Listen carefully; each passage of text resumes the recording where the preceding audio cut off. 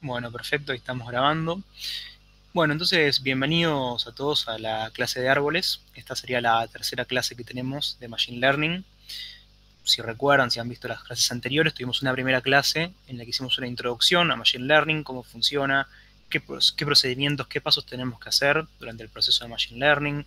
Estuvimos discutiendo las diferencias entre clasificación, entre regresión. Vimos algunas problemáticas que podían suceder como overfitting, underfitting. Después tuvimos una segunda clase, la última que tuvimos con Nacho, que se encargó de explicar un poco ingeniería de features. Y ahora vamos a repasar un poco la teoría de los métodos de Machine Learning basados en árboles. Durante la primera clase estuvimos viendo algunos algoritmos de Machine Learning, estuvimos viendo regresión lineal, regresión logística y KNN, que serían algunos para clasificación, otros para regresión. KNN en particular sirve para ambos. Árboles son algoritmos que sirven tanto para clasificación como para regresión. Ahí teníamos una de las preguntas del Kahoot, que creo que la mayoría pudo responder bien. Bien, a ver si puedo pasar ahí. Me deja pasar. Ok. Bien. Entonces, los árboles de decisión son algoritmos de Machine Learning que consisten en segmentar el set de entrenamientos en diferentes regiones a partir de ciertas reglas hasta llegar a varias regiones pequeñas llamadas hojas. Fíjense cómo podemos ver acá en el gráfico que tenemos a la derecha. Fíjense que tenemos entonces, vamos a ir segmentando nuestros datos, nuestro espacio de variables a partir de ciertas condiciones hasta llegar a ciertos nodos hoja, ¿sí?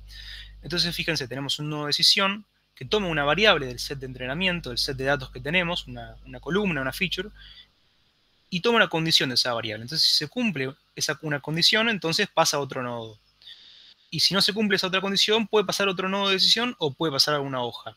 Las hojas entonces son los nodos terminales y son los nodos en los que finalmente se hace la predicción, se clasifica o se predice utilizando el promedio, la mediana o la moda o cualquier otra métrica que uno quisiera utilizar. En el caso de la regresión, en el caso de la clasificación, utilizamos por regla de la mayoría y clasificamos ahí.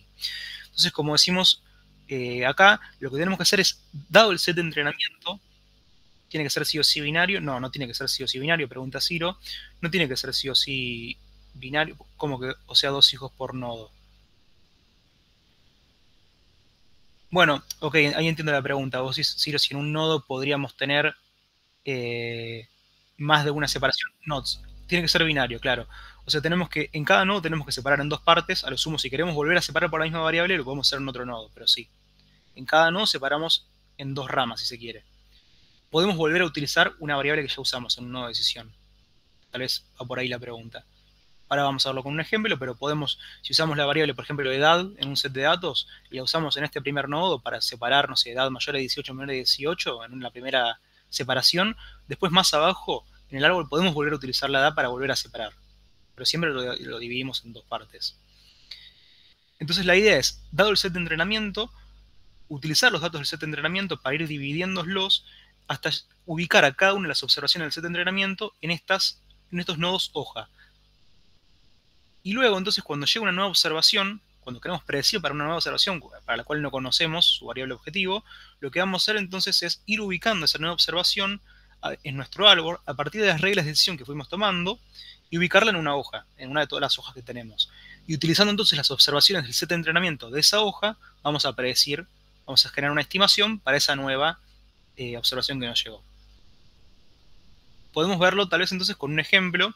Imagínense que queremos hacer una clasificación y queremos, a partir del score crediticio y el income o el ingreso promedio de una persona anualmente, por ejemplo, quienes en Estados Unidos, por los valores que tenemos ahí, queremos predecir si esa persona al tomar un préstamo lo va a defaultear o lo va a poder pagar por completo.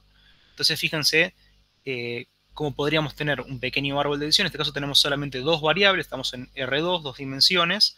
Entonces fíjense, el primer nodo toma el income de la persona, de la observación, y dice, bueno, si el income es mayor a $50.000, entonces ya tenemos una hoja acá y decimos, bueno, si el income es mayor a $50.000, entonces no va a defaultear el préstamo. En cambio, si es menor o igual a $50.000, pasamos a otro nodo de decisión que toma en cuenta otra variable que es el score crediticio. Si el score crediticio es mayor a 650, por ejemplo, pasamos a una hoja que dice que es no default. y si el score es menor o igual a 650, pasamos a una hoja que dice que va a caer en default. Esto que decimos que va a caer o no en default, lo determinan las observaciones del set de entrenamiento que cayeron en estas hojas.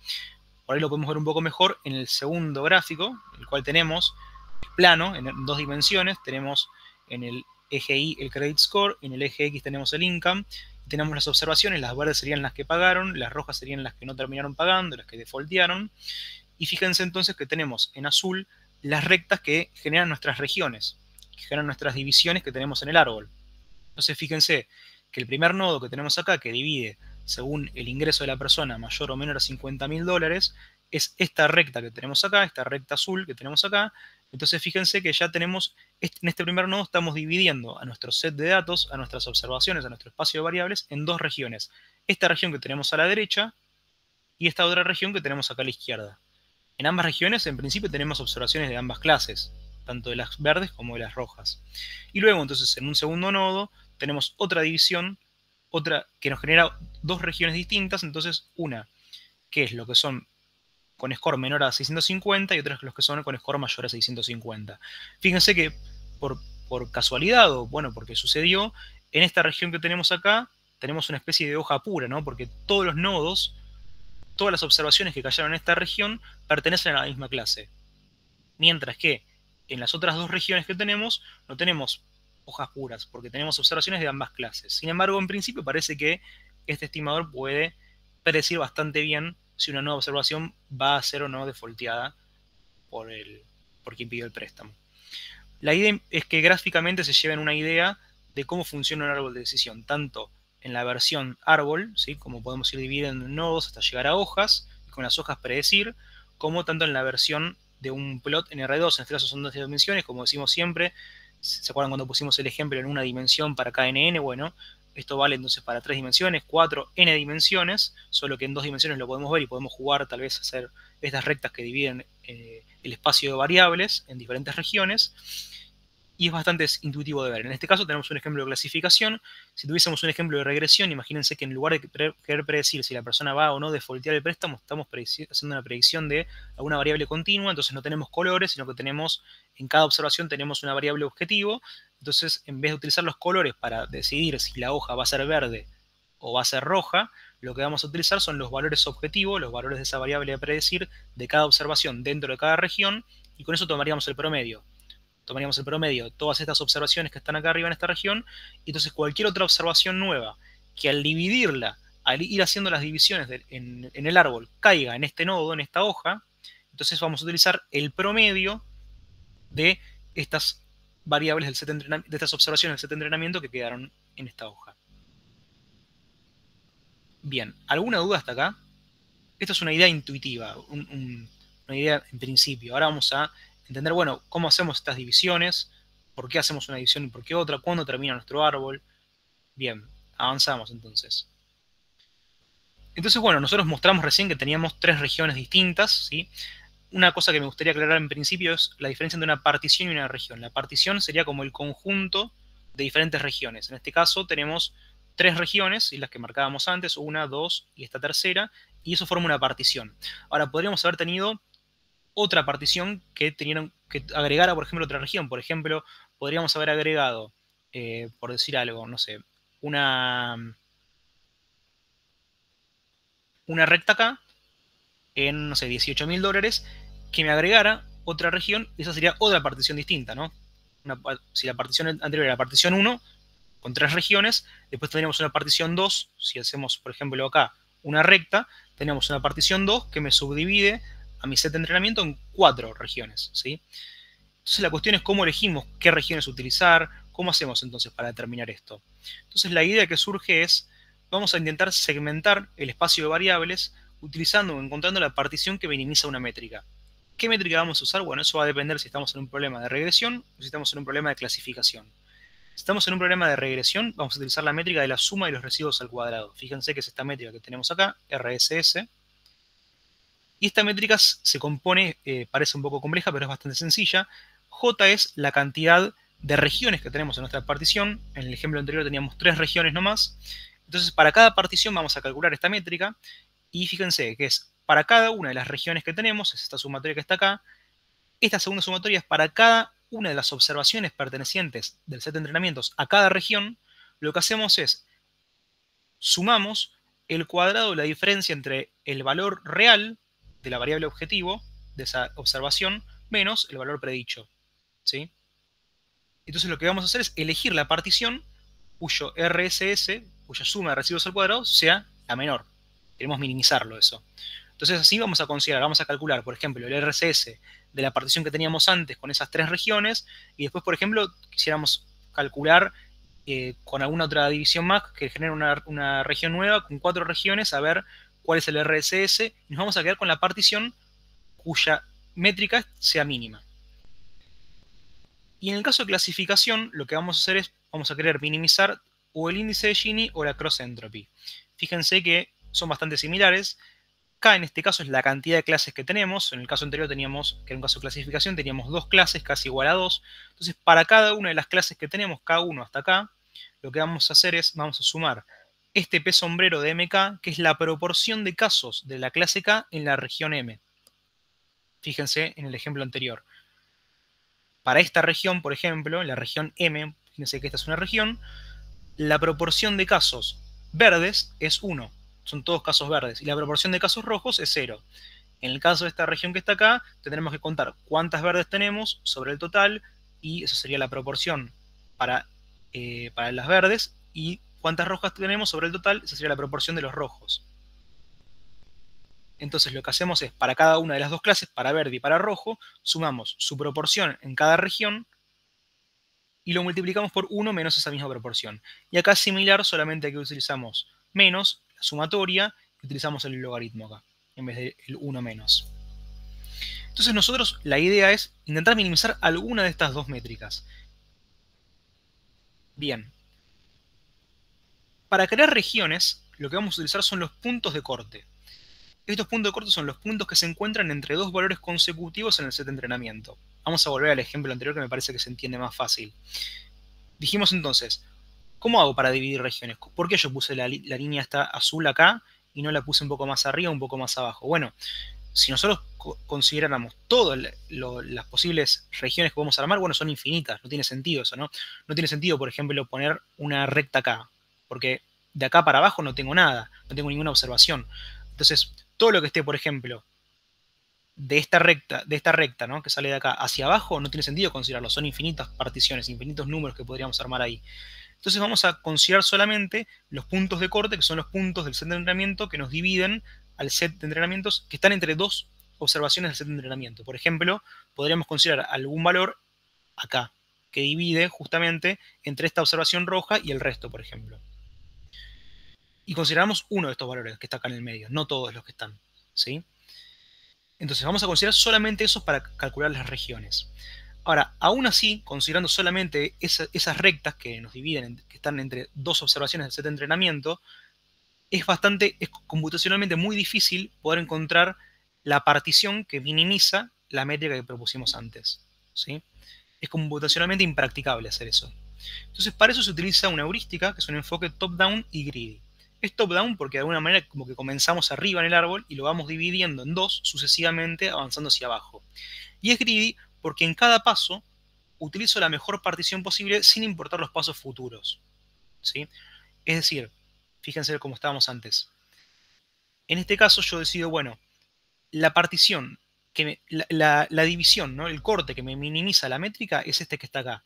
Y a mí no me importa si en el paso siguiente, cuando yo haga otra partición, cuando yo haga otra división del set de datos, tal vez me convenía dividir por acá porque después iba a minimizar más adelante la métrica y voy a tener y a minimizarlo más en el siguiente paso. Sino que yo en cada paso, cada vez que voy dividiendo, me fijo cuál es la mejor opción en el momento. Por eso es greedy, ¿sí? Y eso hace que computacionalmente sea más fácil de calcularlo. Bien, ¿y cuándo termina entonces el árbol? Bueno, para terminar de armar el árbol con estas regiones, ¿cuándo terminamos de dividir este árbol, estas variables en diferentes regiones? Bueno, podemos definir ciertos criterios. Por ejemplo, podríamos definir una profundidad máxima, es decir, una cantidad máxima de regiones que nuestro árbol va a poder tener, por ejemplo. O podríamos decidir para clasificación tener hojas puras y decir, bueno, queremos que todas las hojas sean puras, es decir, que, ¿se acuerdan la primera región que marcábamos arriba, en la cual todas las observaciones eran verdes? Bueno, podríamos decir, queremos que todas nuestras hojas, todas nuestras regiones sean puras y que no tengan observaciones de diferentes clases. Esto solo sirve para clasificación. O podríamos decir, bueno, queremos tener una cantidad mínima de observaciones que puede tener una hoja para hacer hoja. Entonces, no vamos a dividir hasta tener una observación en cada hoja, sino que decimos, bueno, tenemos que tener una cierta cantidad como mínimo en esa hoja para poder dividir. O, por ejemplo, podríamos decir, bueno, tomamos un umbral mínimo en el criterio de calidad del árbol y decir, bueno, cuando yo hago una división, voy a considerar si la mejora que tengo en la métrica que estoy optimizando es superior a un cierto umbral que defino. Si es menor a ese umbral que defino, entonces no avanzo con esa división y termino ahí. Ahora, si consigo una división cuya lo que me está ayudando a minimizar la métrica es superior a ese umbral, entonces puedo avanzar. Y si no, no. Esas son diferentes formas que tenemos. A algunos se le podría ocurrir otra forma de definir cuándo parar o cuándo dejar de crecer el árbol, pero tenemos que elegir alguna o alguna combinación de estas formas.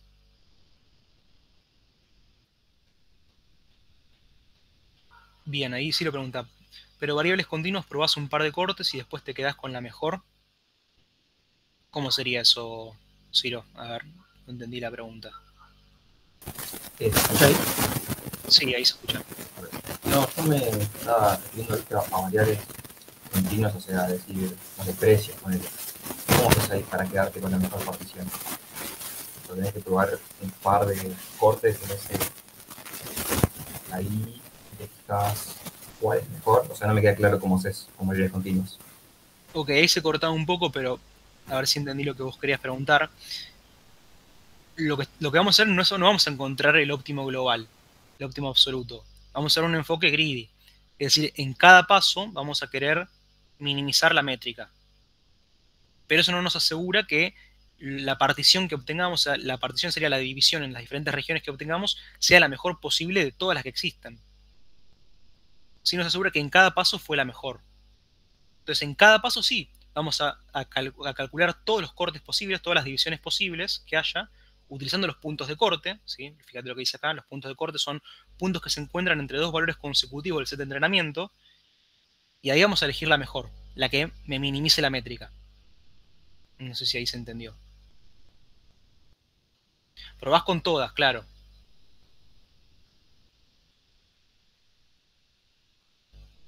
Probás con todas en cada paso, pero vos no te fijas si tal vez más adelante te convenía, porque tal vez en el paso en el que estás ahora, tal vez la que te minimiza la métrica sea dividirlo por, no sé, x igual a 50, dividir ahí. Pero resulta que si vos dividías en x igual a 70, el paso siguiente te minimizaba mucho más la métrica. No, eso no lo considerás, vos considerás en cada paso lo que te minimiza la métrica. Y considerás todas las divisiones, pero fíjate que no son infinitas divisiones, sino que las divisiones están dadas por los puntos de corte. ¿Sí? Volviendo al ejemplo que teníamos antes, no vamos a probar, por ejemplo, no vamos a probar, si acá está, no sé, por ejemplo, 35.000, no vamos a probar 35.000, 35.001, 35.002, 35.003, no vamos a hacer eso.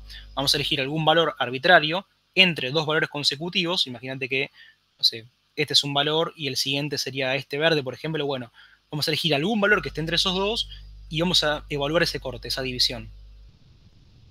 Y ahí vamos a elegir el mejor corte que haya para todas las variables que haya. Tal vez el mejor corte sea 35.000 en el income, o tal vez sea, no sé, dividir en 500 el credit score. Bien, excelente. Bien, y antes de avanzar un poco, en el video, ahí dice Dami que en el video de árboles ahí se explica esto de los cortes usando ID3. Exacto.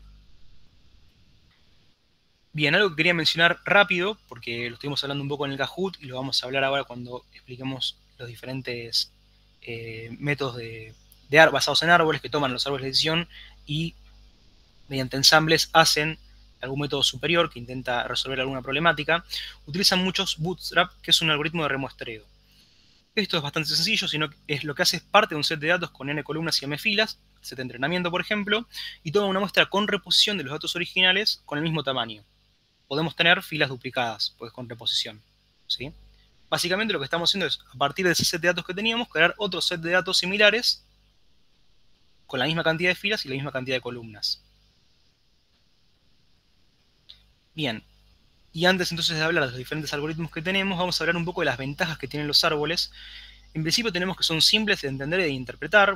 Podemos ahí hacer el dibujo con los diferentes nodos y las hojas. Creo que a grandes rasgos se entiende uno lo que está haciendo. Es bastante similar a la forma que tienen los seres humanos, lo que tenemos los seres humanos de pensar y de tomar decisiones. ¿Sí? Generalmente decimos, bueno, si pasa esto, entonces hacemos esta otra cosa. Si no, entonces evaluamos tal otra alternativa. Sirven para clasificación y para regresión, para ambos problemas. Son útiles para entender la importancia de las features, que es lo que habíamos hablado un poco en el Kahoot. Entonces, una variable que aparece muy arriba en el árbol, entonces me está dividiendo ya en un principio de forma bastante considerable mi espacio de variables, entonces es una variable importante. Y suelen performar bien en datasets grandes. Como desventaja lo que tenemos es que perdemos un poco de precisión con los árboles de clasificación y de regresión. Porque todas las observaciones que caigan en una misma hoja van a tener la misma predicción. ¿Sí? A diferencia, por ejemplo, de regresión lineal o regresión logística o KNN, los métodos que vimos en la primera clase, esos métodos para cada observación va a dar una predicción propia, va a ser una predicción personalizada, si se quiere. Acá, todas las observaciones que caigan, por más que sean más diferentes entre sí, pero si caen en la misma hoja, entonces van a tener la misma estimación, la misma predicción. Bien.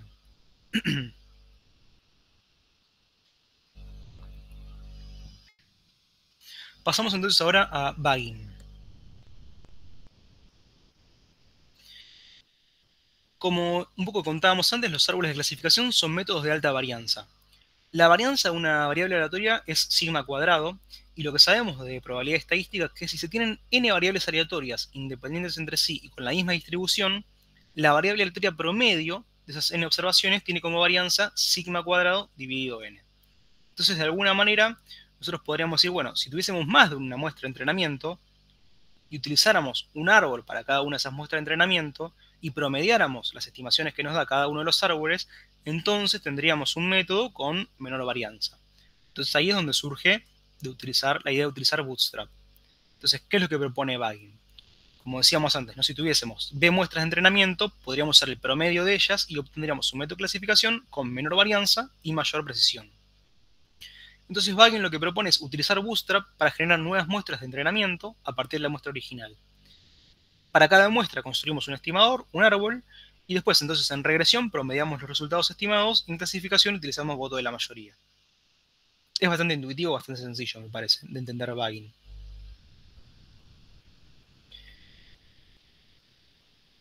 Ok, acá me quedó mal el título, esto sería Bagging, entonces, ¿qué hiperparámetros podemos optimizar? Bueno, tenemos B, que es la cantidad de muestras de Bootstrap que vamos a utilizar, la cantidad de árboles que vamos a usar, y después todos los parámetros que corresponden a los métodos basados en árboles. ¿Alguna duda de Bagging?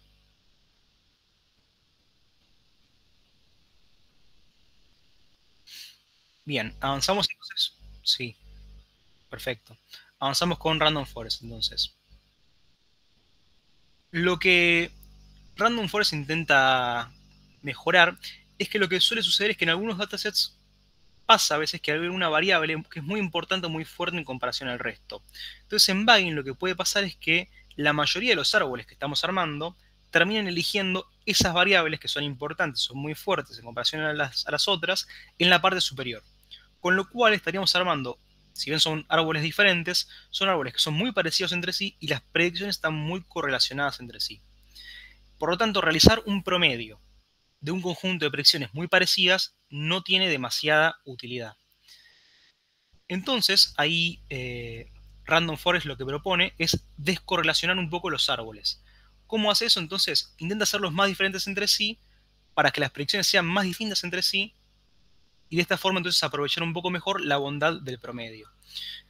Para eso entonces, ¿qué es lo que hace Random Forest? Random Forest dice, bueno, vamos a construir árboles bootstrapeando muestras de entrenamiento, similar a como habíamos visto antes, solo que cada vez que se hace una partición del espacio de covariables, vamos a tomar una muestra al azar de m variables, de las p totales, y al realizar la partición, al realizar esas divisiones que hacíamos, solo podemos utilizar m de esas covariables totales que teníamos, de las p variables que teníamos en total, utilizamos m.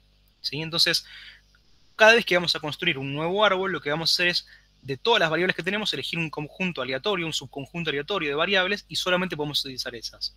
Es interesante destacar que si m es igual a p, entonces Bagging es lo mismo que Random Forest. Mejor dicho, Random Forest es lo mismo que Bagging, ¿sí? Si cada vez que queremos hacer un árbol nuevo, tomamos todas las variables, no un subconjunto, entonces es lo mismo que Bagging. Bien, entonces los parámetros que podemos optimizar, los hiperparámetros que podemos optimizar son, de vuelta, B, la cantidad de muestras de bootstrap que tenemos, la cantidad de árboles, M, que es entonces la cantidad de variables a seleccionar aleatoriamente en cada partición, y todos los parámetros que corresponden en los métodos de árboles. Bien, pasamos a boosting entonces si no hay ninguna duda. Entonces, haciendo un resumen, Bagging y Random Forest son bastante similares entre sí. Usan Bootstrap, la diferencia es que Random Forest entonces toma un cierto subconjunto de variables cada vez que hace un estimador nuevo.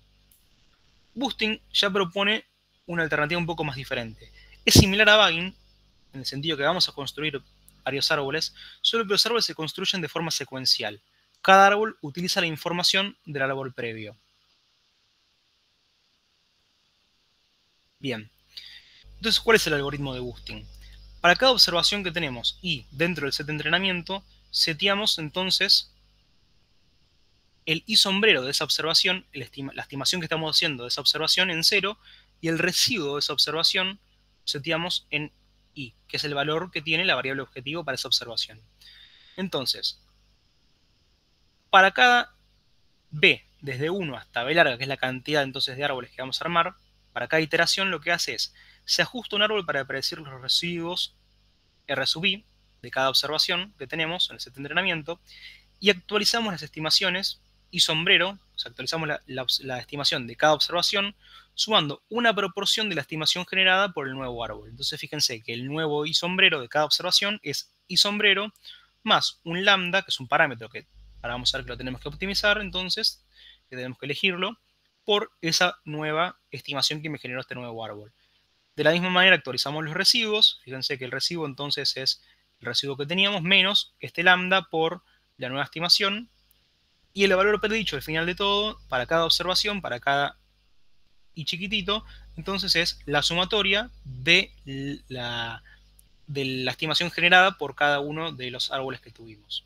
Desde b igual a 1 hasta b larga. Como decíamos antes entonces, los hiperparámetros que podemos optimizar son la cantidad de iteraciones que tenemos, la cantidad de árboles, este lambda que es la tasa de aprendizaje, el learning rate, y también todos los parámetros que corresponden a los métodos de árboles. Bien. Para finalizar entonces vamos a hablar un poquito de XGBoost, que es un algoritmo que es muy utilizado hoy en día. XGBoost entonces es una implementación optimizada de boosting.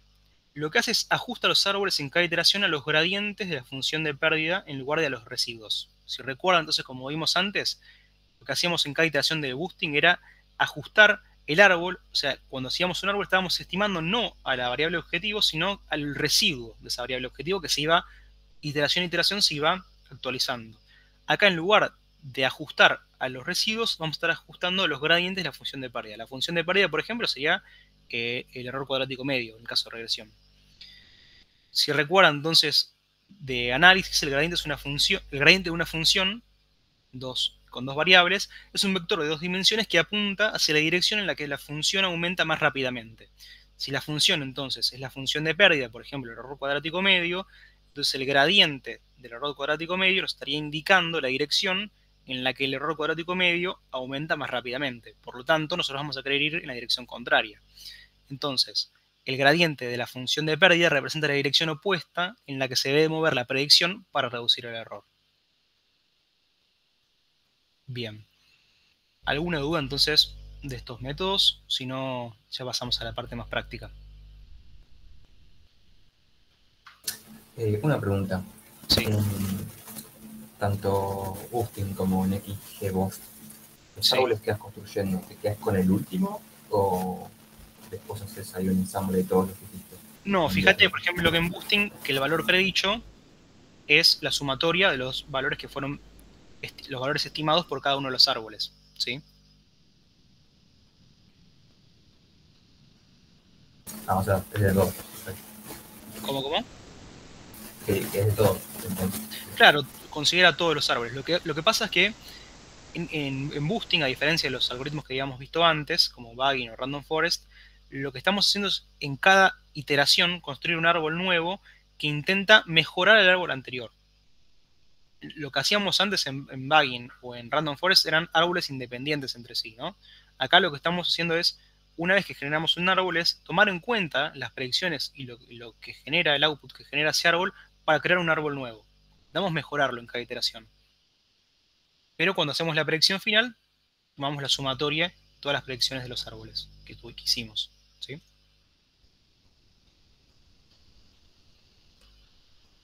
Bien, ¿alguna otra Bueno, duda? Bien, te dejo, Juli, entonces la pantalla. dale. Procedo a compartir. Acá está. Bueno, vamos a estar viendo un poco la parte práctica de todo esto que estuvo explicando Nacho. ¿Se ve bien o necesitan que le dé un poco más de zoom?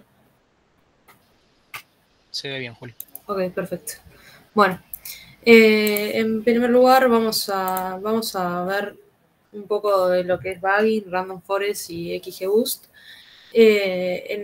Durante la clase vamos a estar trabajando con el mismo dataset que trabajamos la semana pasada, que era Low Rates Cancer, que medía básicamente, determinaba básicamente si un tumor era benigno o maligno. Para eso vamos a estar... Uy, no cargué este. Vamos a estar cargando los datos. Bueno, los datos estos ya los conocemos. Sabemos de qué se tratan, el radio promedio del tumor, la textura, perímetro, área, la concavidad, la simetría, los peores y demás. Y por otro lado tenemos el I, que va a ser nuestro target, es decir, este I va a ser un 0 o un 1, es una clasificación binaria que va a determinar si el tumor es benigno o maligno. Como vimos también la semana pasada, vamos a estar haciendo una partición de este dataset de manera tal de que nos quede una parte para entrenamiento y otra para validación. Para esto vamos a estar tomando el 80% de los datos como datos de entrenamiento y un 20% como datos de validación.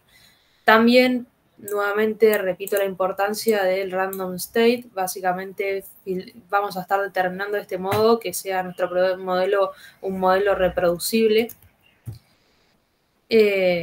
Entonces, una vez que tenemos esto, nos quedan el 80% acá y el restante 20% acá. Bueno, en cuanto a Bagging, para utilizar Bagging vamos a estar utilizando sklearn. En este caso, al ser un dataset de clasificación, estamos usando Bagging Classifier y lo vamos a estar utilizando con KNN Classifier, que KNN es un modelo que va a estar clasificando de acuerdo a sus vecinos más cercanos. Debemos instanciar, en este caso también este KNN es de sklearn, debemos instanciar este objeto y como consecuencia de esto, como queremos trabajar con Bagging, vamos a estar creando nuestro Bagging Classifier, pero en este caso nosotros le vamos a estar pasando el modelo original con el que estábamos trabajando, que es KNN. Acá Nacho mencionó muy bien hace un ratito que Bagging era uno de los métodos, modelos que trabajaban con Bootstrap. Nosotros podemos determinar si queremos o no que se trabaje con Bootstrap mediante este parámetro, seteándolo como true o false. Y bueno, después tenemos algunos parámetros como el nestimators y nuevamente una random state. Si ejecutamos esto, se va a crear el modelo de Bagging. Y algo que, para eso la manager barrida, que está bueno es, ok, si yo planteo esto, ay, bueno, vamos a llevarlo para abajo por las dudas. Bueno, ustedes créanme que acá lo que nos pasaba era básicamente de esta manera, como nosotros tenemos seteado, capaz que no ejecuté. Bueno, recién lo ejecuté y funcionaba. La idea es que cuando hagamos eso, cuando en un rato se los mando funcionando, este Bootstrap nos va a estar generando estas muestras y era lo que nos permitía ver este print, que nos mostraba puntualmente cuáles eran las muestras que habían sido generadas a partir de Bootstrap. En este caso, a su vez, como vamos a estar trabajando con el Randomized Search para buscar los mejores hiperparámetros, vamos a definir algunos parámetros. Bueno, el N-Neighbors, los pesos, el algoritmo, acá hay algunos de los algoritmos que pueden ser seteados, pueden seleccionar más de la bibliografía de scikit-learn, el P, que también lo habíamos trabajado la semana pasada, y el N-Jobs. Me voy a venir para acá abajo. De nuevo, cuando hagamos el Randomized Search, vamos a estar pasando el modelo, los parámetros, la cantidad de iteraciones, la semilla. Esto acuérdense que para que sea reproducible es totalmente importante, sumamente acá donde estamos trabajando con algo random. Y por otro lado, la métrica con la cual vamos a estar trabajando. Una vez que tenemos el objeto con los mejores parámetros, vamos a entrenarlo. Para entrenarlo estamos utilizando los datos de entrenamiento y el label asociado a esos datos. Podemos ver que en este caso el modelo de debugging que estamos entrenando es, bueno, con KNN, con este algoritmo y con esta cantidad de vecinos, y a su vez la cantidad de jobs y la semilla que establecimos. De igual modo podemos venir y plantear, imprimir el modelo para ver cuál es el estimator, que es básicamente el mismo que vimos arriba. Y luego entrenar dicho estimator, que es el que nos estaba dando como resultado el random forest tras la búsqueda de hiperparámetros. Una vez que lo entrenamos, vamos a dar la predicción. Y como métrica podemos ver que tenemos nuestra matriz de confusión. Acá vamos a estar graficando dicha matriz de confusión y podemos ver que en la matriz de confusión nuevamente vamos a tener la predicción y el actual. En este caso podemos ver que en total había 58 tumores malignos y 56 tumores benignos, y podemos ver que en esta predicción hay 4 tumores malignos, que en este caso nosotros habíamos charlado la semana pasada, que era lo que nosotros nos importaba erradicar, que era el error en el tumor maligno. O sea, era preferible que un tumor benigno sea diagnosticado como maligno a que uno maligno sea diagnosticado como benigno. Bueno, en este caso, con el modelo de debugging, podemos ver que si bien de todos los tumores malignos que había, hay 4 que no los está detectando como malignos, sino que los está diagnosticando como benignos. Mientras que por otro lado, la tasa de positivos diagnosticados como negativos es menor, que son estos tres casos que son benignos, pero el modelo los está diagnosticando como malignos. No sé si alguien tiene alguna duda de esto. Podemos probar de poner false para ver cómo...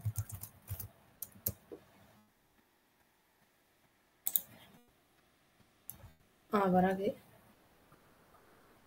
Perdonen, ahí está. Podemos sacar esto. Acá lo vamos a ejecutar.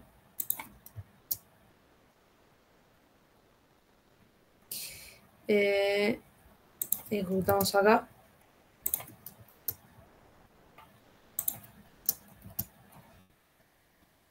Y podemos ver que en este caso el bootstrap no generó una diferencia, sino que el resultado fue el mismo. No sé si tiene alguien alguna duda respecto de esto, si no podemos avanzar con el random forest.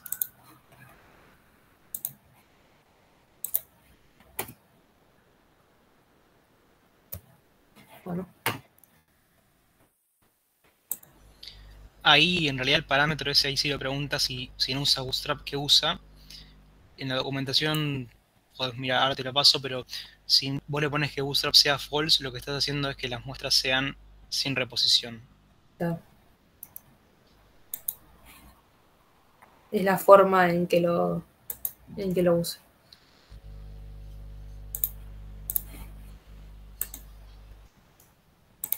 Bueno.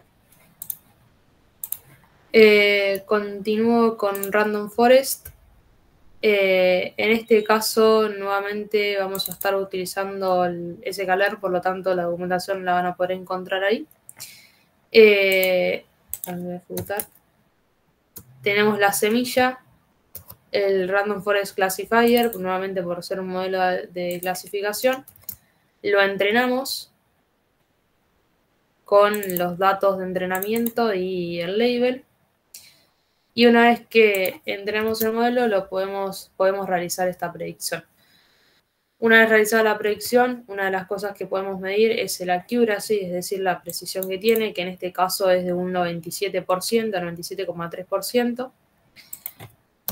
Y a su vez podemos medir nuevamente la matriz de confusión, que si la graficamos, en este caso podemos ver que está logrando una mejor predicción que el modelo de Baggin, dado que podemos ver que no solo bajó la tasa de tumores benignos que eran clasificados como malignos, sino que a su vez la tasa de tumores que eran malignos que estaba clasificando como benignos, que previo era 3 en Baggin, ahora está solamente en un caso que está ocurriendo esto. Podemos ver que, bueno, acá está. Y otra cosa que podemos ver, que también está en los videos, es el Future Importance. ¿Qué hace esto? Básicamente nos va a permitir determinar cuáles son los features más importantes para el modelo.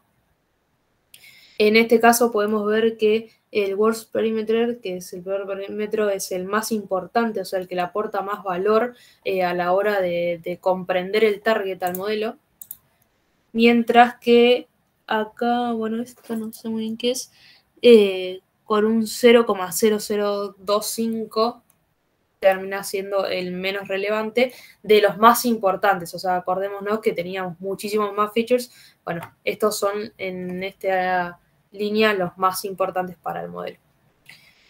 Bueno, una vez que nosotros entrenamos el modelo con los datos de entrenamiento, con los labels de entrenamiento, predecimos, medimos el LAUROC, que era nuestra métrica. ¿Qué vamos a proceder a hacer? Básicamente buscar los hiperparámetros. ¿Por qué? Porque vamos a tender a buscar una mejora en nuestro modelo.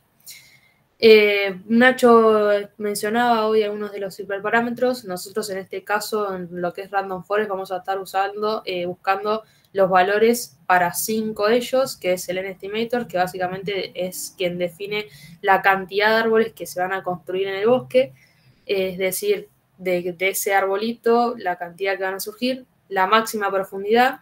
Esto va a generar que si tenemos una mayor cantidad de profundidad, vamos a tener más interacciones entre los distintos features. En lo que es Mean Sample Split, básicamente define el número mínimo de muestras necesarias en un nodo, como explicaba hoy Nacho con el dibujito. Bueno, Mean Sample Leaf es el número mínimo de muestras que vamos a tener que tener en cada hoja, que también mencionó Nacho. Y por último, la cantidad máxima de features que vamos a buscar que tenga en cada hojita. Si nosotros vemos, bueno, en este caso planteamos que podemos tener 50, 100, 200 o 500 árboles. La máxima profundidad que tenga 10, 20, 30, 40, 2, 5 y 10 para el Mean Sample Split.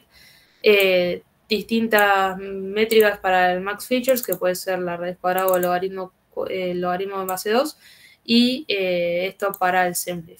Si nosotros ejecutamos mediante el random search, vamos a estar buscando la combinación óptima en lo que es, como vimos el otro día, las combinaciones random que vaya a establecer el algoritmo. Nuevamente, la importancia del random state. Podemos entrenar el modelo. Ahí, Juli, la importancia del random state y de definir la métrica que uno quiere minimizar, ¿no? Cuando también busca los parámetros. Total. También pueden probar de tomar distintos N-jobs o N-iteers como parámetros, también lo pueden validar. Bueno, acá podemos ver que El resultado que nos brinda es el de máxima profundidad con 40, es decir, el valor máximo que le habíamos dado. Como max features, el logaritmo en base 2. El mean semblance leaf, el 4, también el máximo. Mean semblance split, el 5. La cantidad de árboles como 200. Bueno, y acá el RAM state, que es 11, que ya estaba seteado. Una vez que entrenamos el modelo, bueno, acá de nuevo vamos a estar viendo las mismas informaciones. Vamos a estar guardando este modelo con el Best Estimator, lo vamos a guardar en una variable y vamos a proceder a entrenar con estos datos de entrenamiento. Una vez entrenado, podemos predecir y con la predicción hecha podemos determinar cuál es el accuracy, que en este caso tenemos una accuracy del 96,5%. Acá nuevamente lo mismo con el score. Y también podemos determinar la matriz de confusión, que en este caso la matriz de confusión aumentó la cantidad en 1, ¿no? Ah, no, la misma cantidad. Bueno, tiene la misma cantidad, o sea, nos dio un caso maligno que lo está diagnosticando benigno, mientras los benignos que están diagnosticados con malignos estarían dando igual. Y acá podemos ver cuáles son los importantes, los features importance de este random forest, que en este caso tiene la búsqueda de los hiperparámetros. Podemos ver que cambian, o sea, no es el mismo, no son los mismos, es decir, como cambió los parámetros del modelo, cambian cuáles son los más importantes para él. Incluso el que era primero acá, que era el peor perímetro, a ver, en este caso está considerado como el segundo más importante.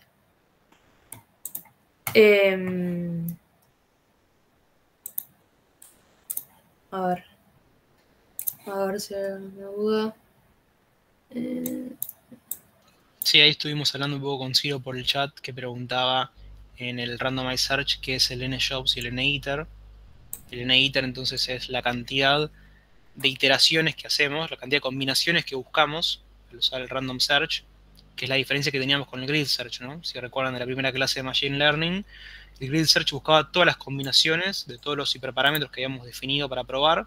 En el Random Search buscábamos una cierta cantidad, podíamos decir nosotros qué cantidad buscar. Vamos a encontrar un óptimo que sea local, no necesariamente es el óptimo global, el óptimo absoluto, pero vamos a poder decidir cuánto tiempo utilizar. ¿Se acuerdan que teníamos ahí un trade-off?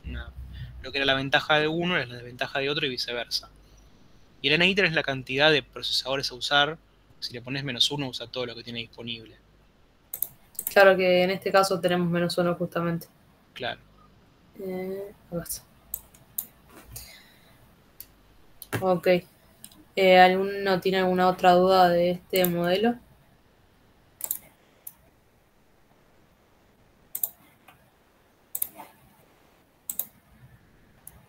Bueno. Bueno, y en cuanto a boosting, vamos a estar viendo de XGBoost, que en este caso lo importamos como desde XGBoost. Nuevamente estamos usando el classifier, dado que es un modelo de clasificación que estamos buscando.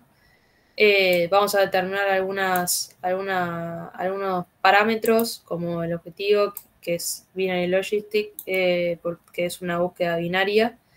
La cantidad de árboles, la tasa de aprendizaje, como había determinado Nacho, la máxima profundidad y el RAM state. Entrenamos el modelo con los datos de entrenamiento. Bueno, acá nos dice también todos los demás parámetros, qué valores están tomando.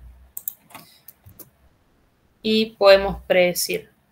Una vez que predecimos, otra cosa, o sea, si ustedes pueden imprimir esto, les va a estar diciendo para cada caso cuál es el label asociado. No sé, ponerle para el primer caso determinó que era benigno, mientras que para el tercero determinó que era maligno. Con estas predicciones nosotros vamos a poder calcular la precisión, dado este i. A ver, vamos a imprimir. A ver dónde radican los errores. Bueno, en la primera línea no hay ninguno. Bueno, estaría muy difícil encontrar un error por el solo 4% de error. Acá hay un error. Acá hay un 0 y era maligno. Exactamente, justo ese. Bueno, podemos calcular la precisión, que en este caso es del 96,5%. Ahí. Y la matriz de confusión, que la vamos a graficar, que nuevamente en este caso el XGBoost está cometiendo la misma tasa de error, es decir, ahí no sabemos si son los mismos, pero hay dos benignos que están siendo clasificados como maligno, al igual que el maligno está clasificado como benigno. Y podemos ver en este caso cuáles son los features importance para este XGBoost. Que podemos ver que la importancia también va siendo distinta. Si recuerdan el de arriba, que era el del Random Forest, a ver, lo cerré.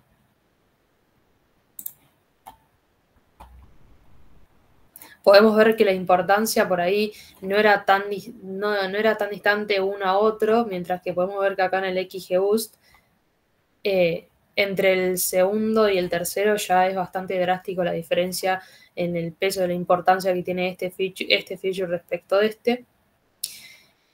Bueno, una vez que tenemos los features importantes para este modelo, que sabemos la métrica, o sea, la accuracy, cuánto nos está dando, que podemos ver los casos de la matriz de confusión, podemos hacer la búsqueda para intentar optimizar nuestro modelo.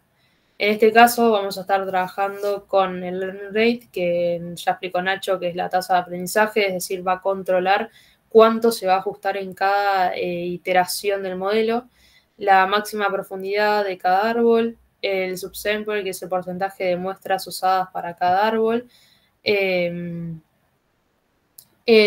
call sample by tree, que es el porcentaje de features usado para cada árbol, el n-estimators, la cantidad de árboles, y el objetivo, que es básicamente la función de error que se va a estar utilizando. Que en este caso, como es un problema de clasificación, vamos a usar esto. Otras cosas que vamos a usar son parámetros de regulación, que puede ser gamma, que va a determinar el split, o sea, cómo va a ser ese split que explicaba Nacho para reducir el error, el alfa, que va a regular los pesos de las hojas, y el lambda, que es muy similar al alfa, solo que va a ser un poco más fino a la hora de regular dichos pesos en las hojas.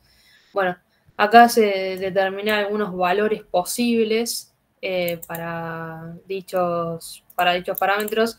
En este caso, el objetivo solamente tiene uno, porque es el que apunta contra los modelos de clasificación. Lo vamos a ejecutar. De nuevo, fíjense, esto es lo que explicaba Nacho, va a estar seteado a -1, el random state, la métrica, y si nosotros entrenamos este modelo,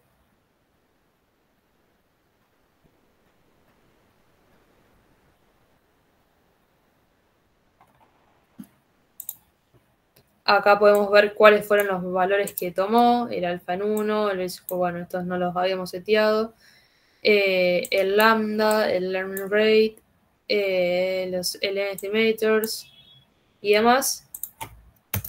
Podemos con ese modelo almacenarlo en una variable para luego realizar la predicción, y con esta predicción estamos obteniendo nuevamente el 94,5%, o sea, no difirió del modelo sin la búsqueda.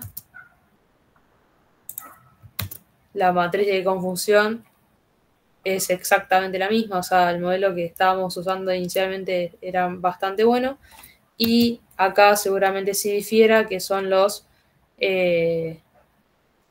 features más importantes para el modelo, que tiene la búsqueda de hiperparámetros, que bueno, sí podemos ver que difiere. Incluso hay ahora la importancia que aporta cada feature es por ahí más similar a lo que pasaba con el Random Forest, que era menos drástica la diferencia entre sí. Pero bueno. Nada, esto es lo que tenemos de modelos. No sé si alguno tiene alguna duda de XGBoost o de alguno de los otros que estábamos viendo.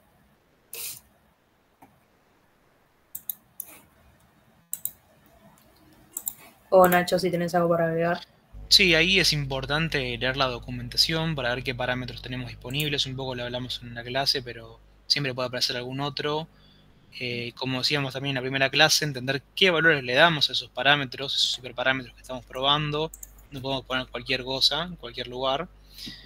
¿Qué más? Bueno, acá en el caso de Juli, haciendo como un repaso general, ¿no?, de lo que es Machine Learning, en el caso de Juli hizo la división ahí aleatoria al set de datos. Eso tenemos que tenerlo en cuenta, si se puede o no se puede, ¿no?, según el set de datos que tenemos. ¿Qué más? Bueno, el tema de las semillas, tenemos que definirlas siempre que involucremos algún proceso aleatorio. ¿Qué otra cosa? En la búsqueda de preparámetros, definir, bueno, qué métrica estamos queriendo optimizar. En algunos casos por ahí en el trabajo les decimos qué métrica queremos, pero si no, uno tiene que definirlo en base al problema que tiene, ¿no? ¿Qué métrica quiere optimizar? Y, Sí, tener bien en cuenta también el tema que habíamos hablado el otro día. O sea, en este dataset está equilibrado, digamos, los labels, que por ahí en algún caso no pasa. Y bueno, ahí hay que darle un tratamiento distinto al conjunto de datos. ¿Qué más? y bueno, en este caso no hicimos tampoco ingeniería de features porque tampoco el set de datos lo necesitaba, pero También. sí. No sé si ahí quedó alguna duda. Si lo pregunta cómo funciona por dentro en una regresión, o sea, hay las hojas que tendrían valores fijos o rangos. No terminé de entender, Ciro. No, yo tampoco. No, porque me está costando, o sea, la mayoría de ejemplos que vimos fueron de categorización, ¿no? Y ahí Sí, es como más intuitivo pensar en el árbol, tipo es o no es. Pero nunca su regresión, cuando vos pones ahí hojitas, sí. estas hojitas, ¿qué van teniendo? ¿Valores? ¿Cómo Claro, sería? tienen las observaciones, serían como circulitos, noditos, solo que no tienen un color de la clase, sino que tienen el valor de la variable objetivo. Imagínate que estás queriendo predecir, por ejemplo, como poníamos el ejemplo, no sé, el nivel de glucosa en sangre de una persona o algo por el estilo, que es algo continuo, una variable continua. Entonces vas a tener los pacientes en cada hoja y para cada paciente vas a tener, en vez de tener un color, vas a tener su nivel de glucosa en sangre, por ejemplo. Y cuando te llega una nueva observación que cae en esa hoja, vas a usar todos los niveles de glucosa en sangre de esos pacientes de esa hoja para predecir al nuevo paciente, por ejemplo. Así sería un ejemplo. Si quieren puedo compartir otro notebook. A ver.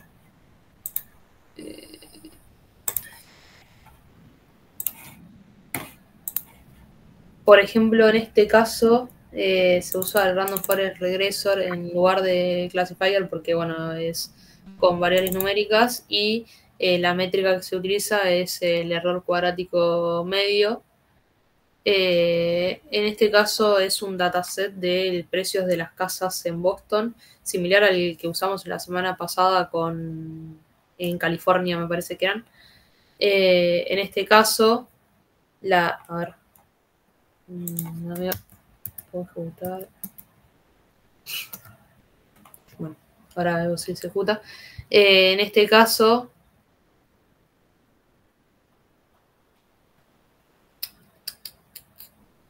bueno, en este caso el label era numérico, es decir, no teníamos que determinar por 1 por 0.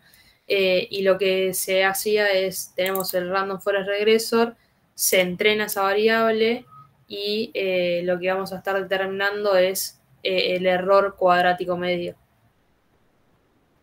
A ver si Random Forest. Pero bueno, como habíamos visto la semana pasada, a ver, cargo.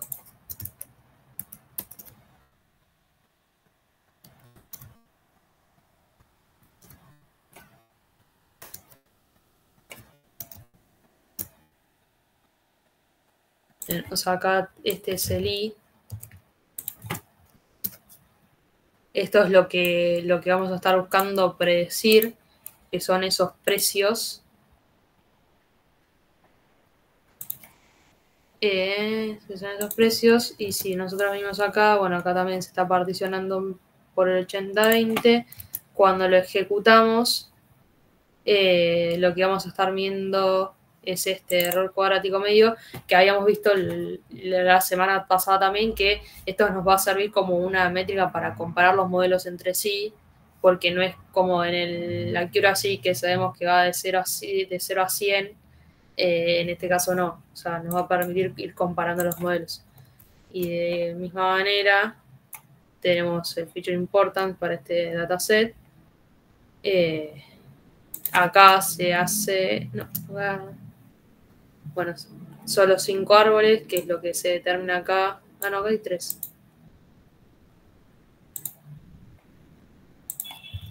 Tenemos la predicción. Y si vamos a ver si está hablando por eso abajo. A ver si puedo meter eso. No se puede meter. Pero bueno, sí, o sea, la predicción es más o menos la misma. Quiero ver si me deja agrandar esta imagen para ver las hojitas. Bueno. La idea es la misma, solo que van a estar cambiando las métricas y cómo va a quedar organizado.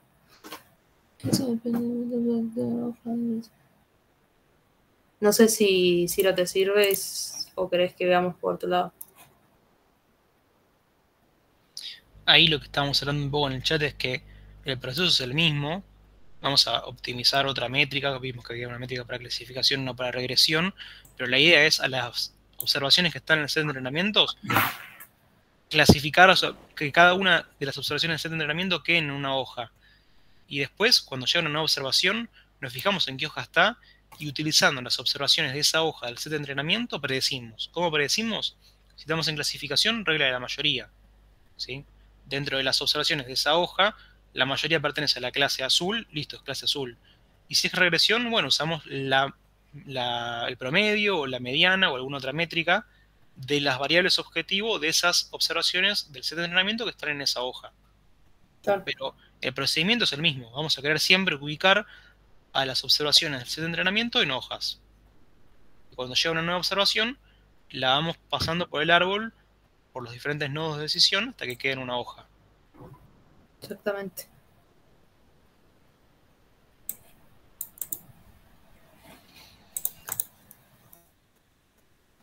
Bien, ¿hay que ver alguna otra duda?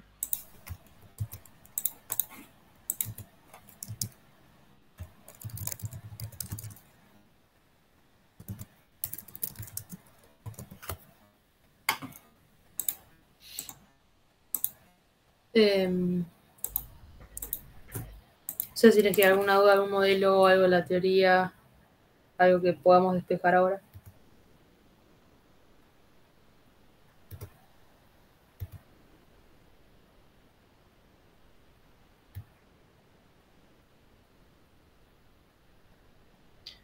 Ahí sí lo pregunta.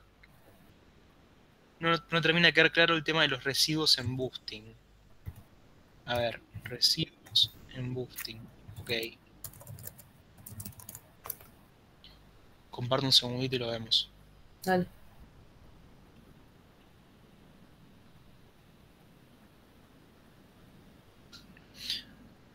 El residuo básicamente es la diferencia entre lo estimado menos lo real. Lo que sucede acá en boosting es que vos en un principio definís y decís, bueno, lo que estimo es 0 en un principio para cada observación, y el residuo de cada observación es el valor real. Y esto lo voy a ir modificando, lo voy a ir actualizando iteración a iteración, desde el B igual a 1 hasta el B, que es la cantidad de árboles o iteraciones que voy a tener. Entonces, en cada iteración se ajusta un árbol nuevo para predecir a los residuos. Vamos a intentar predecir a los residuos. Fíjate que en un comienzo, en un inicio, los residuos es la variable objetivo, es el valor real de esa observación. Entonces, si querés, el primer árbol que vos querés en la primera iteración, vas a estar haciendo una predicción sobre la variable objetivo real, el valor real de esa variable objetivo. Luego, en esa misma iteración, actualizás tanto las estimaciones, los isombreros, como los residuos se actualizan Entonces vos en la siguiente iteración se supone que vas a ir secuencialmente intentando predecir o mejorar tus estimaciones en base a lo que el anterior no pudo predecir bien. Fíjate que lo que se hace es, la estimación entonces ahora es el valor anterior más esta tasa de aprendizaje por lo que vos, la predicción que hiciste, y el residuo, lo que ahora voy a predecir en el nuevo árbol, en la nueva iteración, es el residuo que tenían anteriormente menos lambda por la predicción que yo hice. Por ahí, si no, verlo con un ejemplo, por ejemplo, ¿no? Si vos en la primera búsqueda tenías, no sé, tu valor era un 200, si vos en la primera le sacabas, te decías un 220, a vos te quedaba un residuo de 20. Entonces tu idea era ir acercándote más a ese 200. Entonces lo que vas a buscar es en la próxima iteración, en vez de achicar ese 20, en caso de que en vez de que te dé 220, te dé 210, y ir mejorando ese residuo de tal manera de que ir mejorando la precisión de tu modelo en cada modelo sucesivo que vos estés generando. O sea, tu idea es mejorar ese residuo. No, es una anotación.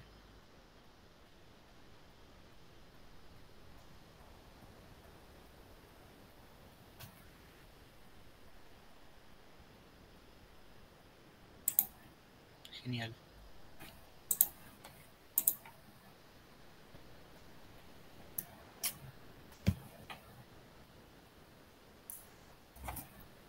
Bien, ¿alguna otra duda?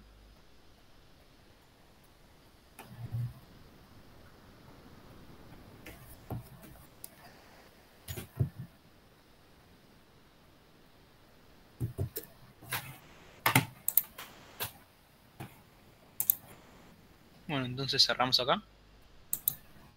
Pareciera.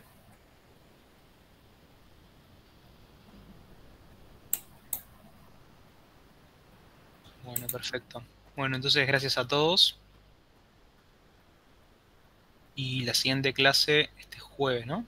Tenemos. Sí, es clase de consulta, van a estar coordinando con sus ayudantes por el momento, o puede irse pasar lunes. Estén atentos al Slack, que se va a estar comunicando por ahí. Sí, estén atentos al Slack con las dudas si podemos mover, y si no hay que hacer el jueves de la clase siguiente, en Machine Learning 4, ¿no? No se escuchó bien, o al menos yo no entendí. Tengo el micrófono incorrecto, perdón. Pero creo que quisiste... Ahí está. Ahí está, ok, gracias. Sí, que lo que decían ustedes, que estén atentos al Slack por las dudas si decidimos mover la clase de consulta, pero en principio el jueves es la clase de Machine Learning 4. Perfecto.